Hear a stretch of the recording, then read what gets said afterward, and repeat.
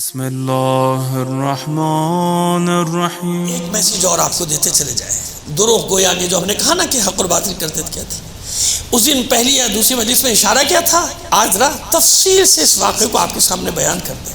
میمون ابن عبداللہ، یہ بھی چھٹے امام کے صحابیوں میں شاگردوں میں بہت ہی، جیسے میں نے کچھ اور نام لیا آپ کے سامنے، ایسے ان میں سے ایک ہی ہے جناب میمون ابن عبداللہ۔ یہ ایک دن آئے، گھر میں داخل ہوئے اور اجازت لے کے، اور امام سے فرماتے کہ ایک جماعت بصرے سے آئی ہے، وہ آپ کو پہچانتی نہیں ہے، وہ حدیثیں اکٹھی کرتی پھر رہی ہے، بس اسے کسی نے اس گھر کا بھی پتہ بتا دی تو یہاں بھی آ گئے، آنے دو۔ امام نے کہا بلاؤ، اب وہ دیکھا تو بھائی کچھ لوگ آ کے بیٹھ گئے، جانتے نہیں کس کا گھر ہے، حدیث جمع کرنی، کیونکہ پہلے تو پابندی تھی نا۔ آپ جانتے ہیں عمر ابن حضرت عمر ابن عبدالعزیز کہتا ہوں بھائی اس کی اچھائیوں کی وجہ سے، سیدھا سیدھا آپ کو اچھا لگے یا برا لگے، تو یہ بنی امیہ میں ایک ہی انسان کا بچہ گزرا، بنی امیہ میں ایک ہی صحیح آدمی پرفیکٹ، جس نے اہل بیت علیہ السلام کے حق کا خیال کیا اور اسی جرم میں مار دیا گیا، 2 سال میں اس کی حکومت ختم ہو گئی تھی، اسے قتل کر دیا گیا تھا۔ تو حضرت عمر ابن عبدالعزیز کے زمانے میں حدیث پر سے پابندی ہٹی تھی، کب 13-14 ہجری میں لگی تھی، خبردار کوئی حدیث جمع نہیں کرے۔ جب اس کا پابندی ہٹی تو لو بھیا لاکھوں کروڑوں حدیث میدان میں آ گئی، جس کی مرضی 10 حدیث، کیونکہ پیسے ملتے تھے، اب وہ حدیث جمع کرنے آ گئے۔ امام نے کہا کہ بھئی اب تک کیا کیا جمع کیا، کچھ سناؤ۔ تو کہنے ہم آپ سے پوچھنے آئے، آپ ہم سے پوچھیں، خیر تھوڑی سی گفتگو ہوئی تو کچھ تو سناؤ۔ تو کہا کہ سفیان ثوری نے ہم سے کہا، اور ان سے جعفر ابن محمد، یعنی امام جعفر صادق علیہ السلام کا نام لے رہا ہے گھر میں بیٹھ کے، صلوات بھیجیے محمد پر، آپ تو بھیجیے۔ سفیان ثوری نے کہا کہ جعفر ابن محمد نے فرمایا کہ النبیذ کلہ حلال الا الخمر، نبیذ جو ہے شراب ہر قسم کی حلال ہے سوائے انگور کی، شراب کے۔ کس کا نام لے کے لگا رہی ہے؟ امام کو سامنے بیٹھے ہوئے امام، اس کو نہیں پتا کون ہے، کہ سفیان ثوری نے ہم سے کہا۔ اب جب دیکھیے وہی والی کلپ والی بات آ گئی نا، کہ اگر آگے پیچھے کا سب ہٹا دے میرا، اور یہ جملہ لے لیں کہ نبیذہ کلہ حلال الا الخمر۔ دیکھیے مولانا حسن ظفر کہہ رہے ہیں 10 سیکنڈ کی بس کلپ چل جائے گی، کیا حال ہوگا میرا؟ کرتے رہو تردیدیں بیٹا، رات بھر میں لاکھوں کروڑوں تک پہنچ گئی، آپ تردیدیں کرتے پھرو، آپ کی تردیدیں کون سن رہا ہے؟ تردیدیں کون سن رہا ہے؟ کہ وہ تو لوگوں کو تو تماشا چاہیے نا، سمجھ میں آ رہی ہے؟ اپنے بچوں کو سمجھا رہا ہوں کہ بیٹا کبھی ایسی باتوں پہ نہ جاؤ، کبھی ایسی باتوں پہ نہ جاؤ۔ ہم نے ایک بات کی ہے، بات کرنے کے بعد ہم تحقیق کی دعوت دے رہے ہیں، بات کرنے کے بعد ہم کہہ رہے ہیں کہ ابھی اس کی سند ہمارے پاس مضبوط نہیں ہے نا، بات ہو گئی نا ختم۔ لیکن تماشا کرنے والوں کو تماشا چاہیے، اب ان تماشا کرنے والوں کا کوئی علاج کسی کے پاس نہیں ہے۔ اس میں بہت سارے عنصر ہوتے ہیں، بھائی بعض اوقات ٹھیک ہے علمی بحث ہو تو بڑا اچھا لگتا ہے، علمی بات ہو، حسد بھی ہو، اس میں بغض بھی ہو، اناد بھی ہو، اور یہ بغض، اناد اور حسد کہاں سے ظاہر ہوتا ہے؟ لہجے سے۔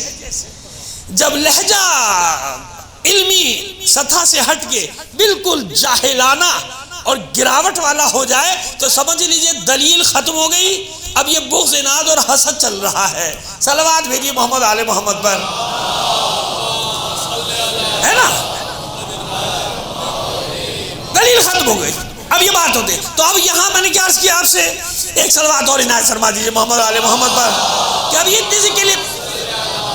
اب میں نے کیا کیا، کل میں نے آپ سے ذکر کیا تھا، آج دلیل دے دی کہ میں نقل قول کر رہا ہوں، میں نقل قول کر رہا ہوں کہ بصرہ سے جو جماعت آئی اس نے یہ کہا۔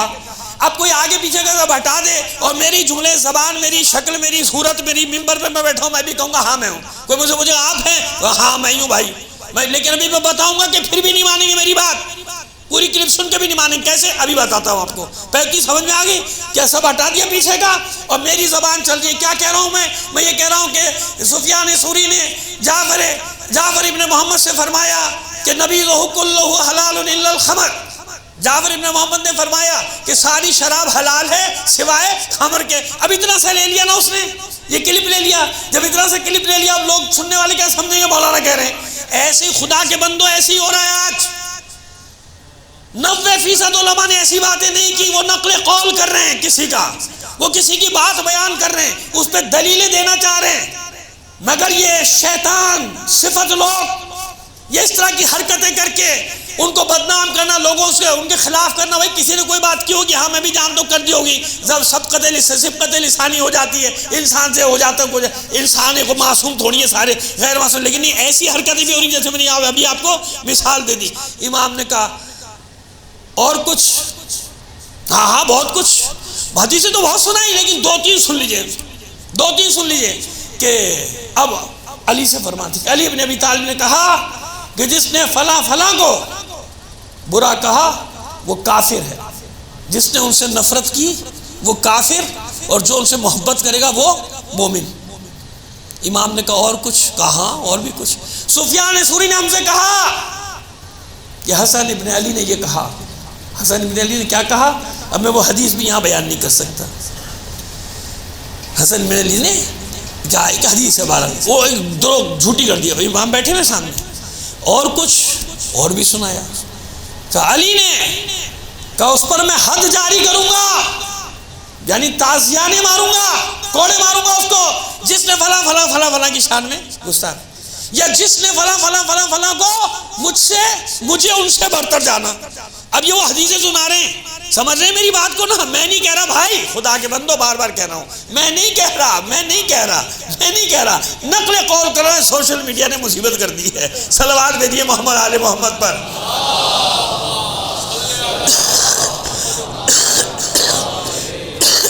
ایک بار اور سنو.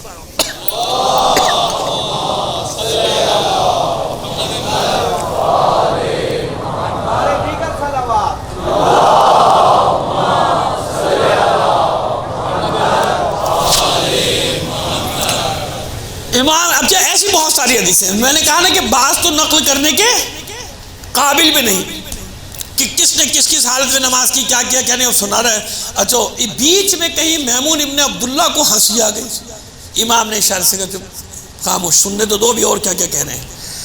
تو وہ بھی خوش ہو گئے. تم ہنسے کیوں؟ کہا کہ بھائی میں تو اس لیے خوش ہو رہا ہوں کہ تم نے اتنی ساری حدیثیں یاد کیسے کر لی. میمون ابن عبداللہ نے اپنی جان چھڑائی کہ میرے پہ نہ پڑ جائیں.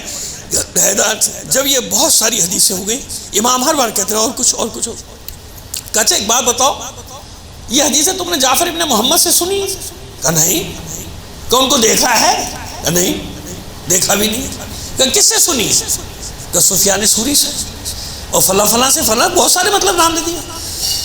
کہا کہ بھائی تمہیں ان پہ یقین ہے؟ کہاں ہمارے بصرے میں کب سے یہ برسوں سے یہ رائج ہیں ساری چیزیں بالکل. کہ اچھا اگر جس کا تم نام لے رہے ہو جعفر ابن محمد کا، وہ تمہارے سامنے ہو اور انکار کر دے کہ یہ میں نے نہیں کہا، کہ ہم بالکل بھی نہیں مانیں گے. با خدا کتاب میں یہ علماء بیٹھے ہیں بھائی، میں ایسے تھوڑی پڑھ رہا ہوں. میں بتا رہا ہوں آپ سے کیا کہہ رہے ہیں وہ، کہ ہم بالکل بھی، کتاب میرے پاس ہے، یہاں ہے بھائی، یہاں سے مرادی اسلام آباد لے کر آیا ہوں ساتھ. ایسی چیزیں میں ساتھ لے کے چلتا ہوں.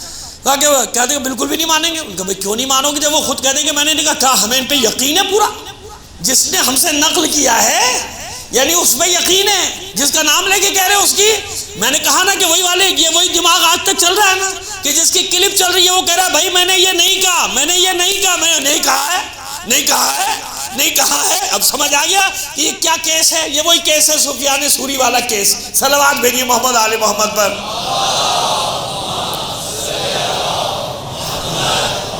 بات واضح ہوگی. وہ کہہ رہے کہ اگر امام تمہارے سامنے آئے اور وہ امام نہیں کہا، تو مانتے نہیں امام کا، اگر جعفر ابن محمد آگے تردید کر دیں کہ وہی میں نے ایسا کچھ نہیں کہا، تو ہم کبھی بھی نہیں مانیں گے.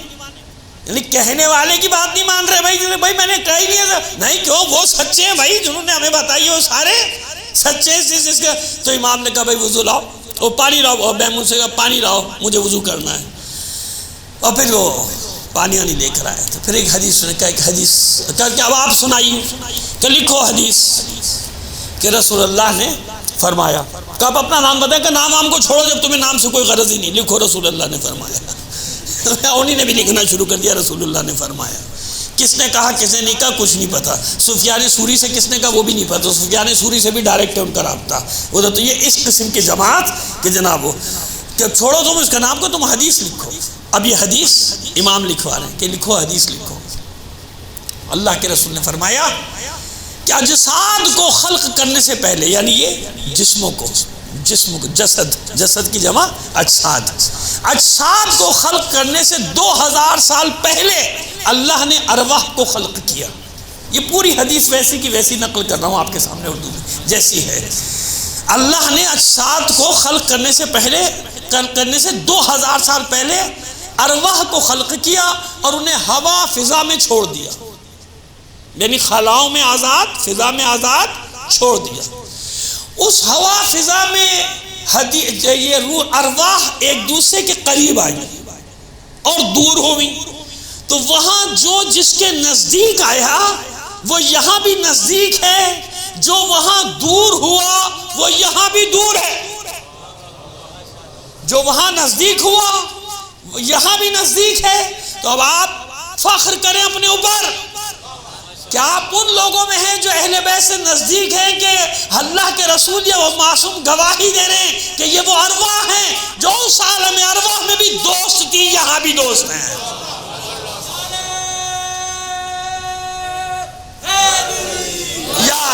ابھی پوری نہیں ہوئی حدیث، سنیے آگے. اور جو وہاں مخالف ایک دوسرے سے گریز کیا وہ یہاں بھی گریزہ ہے، یہاں بھی دور ہے. اور جس نے بھی اللہ، اس کے رسول اور ہم اہل بیت پر دروغ باندھا، یعنی جھوٹ باندھا، جھوٹا قول نقل کیا، وہ اندھا اور یہودی کی موت مرے گا. کھور اور یہودی، اندھا اور یہودی کی موت مرے گا.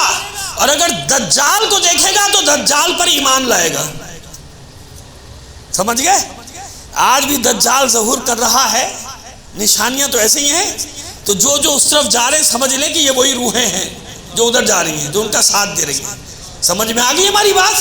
ادھر جا رہی ہیں. اور جو روحیں وہاں دوست تھیں وہ یہاں بھی ایک دوسرے کی دوست ہیں نا. دوست بیعت لے رہے ہیں نا، کسی چیز پہ بیعت لی. کس نے بیعت لی؟ اپنے لیے بیعت نہیں لی کہ میں ہوں، نہیں، بیعت لی ہے مومنین سے، مومنات سے. ایک مجاہد عالم نے کس بات پہ بیعت لی ہے؟ حسین پر بیعت لی.